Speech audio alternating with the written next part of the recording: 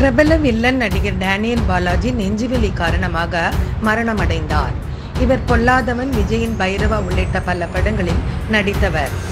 தான் ஏற்கும் அனைத்து கதாபாத்திரங்களிலும் கதாபாத்திரமாகவே மாறி நடிக்கக்கூடியவர். திறமை வாய்ந்த இந்த நடிகர் பல உச்சங்களை தொட்டிருக்க வேண்டும். ஆனால் இளம் வயதிலேயே அவர் இறந்தது திரையுலகிற்கு பேரிழப்பாகும்.